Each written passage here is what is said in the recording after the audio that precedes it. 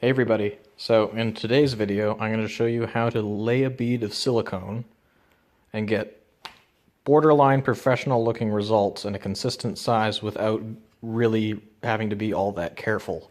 So what you're going to need is you're going to need your silicone, you're going to need painter's tape, toilet paper, and an X-Acto knife, box cutter knife, or a pair of scissors. I prefer a knife. If you're not familiar with one of these, use a pair of scissors.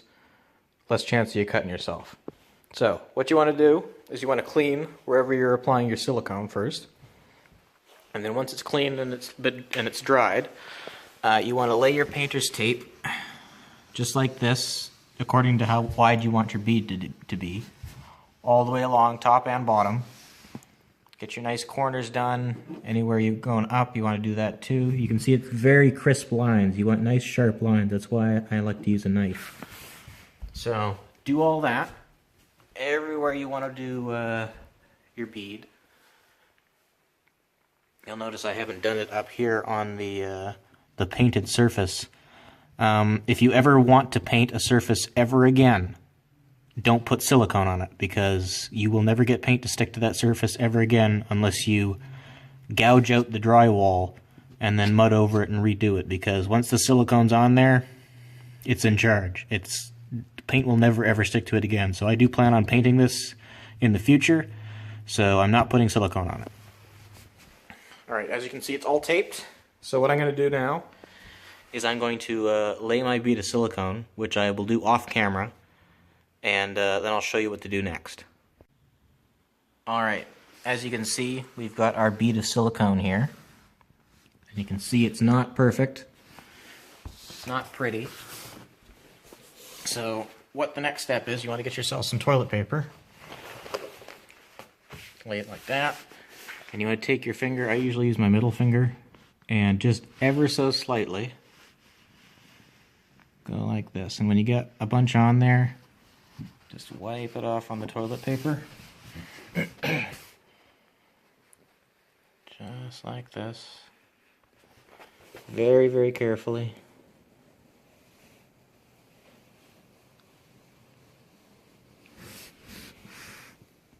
You want to do your best. After you've done this a couple of times, you'll know exactly how much to put down so you don't get too much waste. We'll just keep going like this.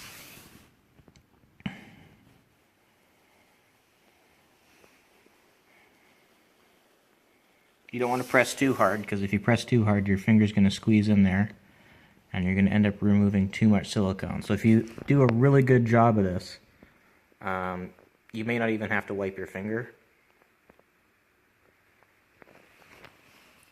I've obviously put on a little too much.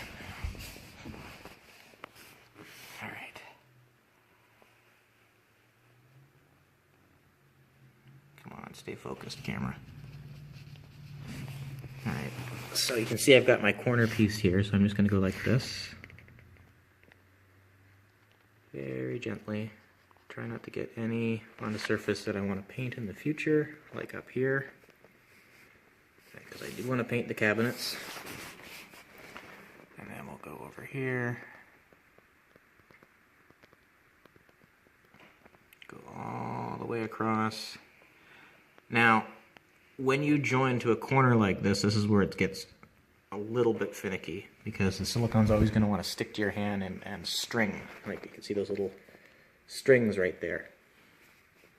So you just want to ever so carefully go around like that. You can see that looks pretty good. I'm gonna put a little bit more in there. So I'll get the gun.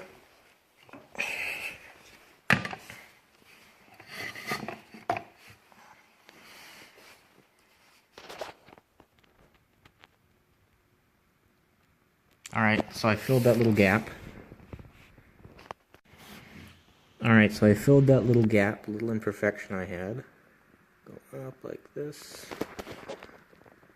Just very carefully forming it.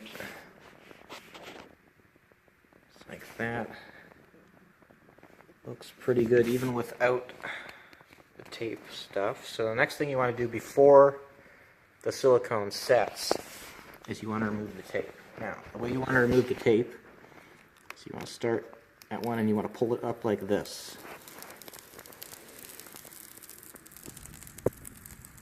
Now be careful with the tape because it does have wet silicone on it, and anything you touch with the tape will end up with silicone on it. And in this case, being black, it'll be quite noticeable. Alright, so I've removed all of my tape, and as you can see, if we take a close look here, very nice, clean line, consistent size, all the way along. Even this little corner spot here turned out really well. There's a little spot right there that I might just go like that. There we go. Perfect. So that's how I do most of my silicone. I'm very shaky. I have a condition, so doing it freehand is out of the question for me. I really prefer this. I think even if you are professional, this is a good way to do it. I don't know. I've seen guys do it freehand and make it look just as good as this, and honestly, I wish I could do that, but I can't, so this is the way I do it. Anyways, thanks for watching. If you enjoyed that, check out some of my other videos. There's more coming down the tube. Like and subscribe, leave a comment. Thanks very much. We'll see you again next time.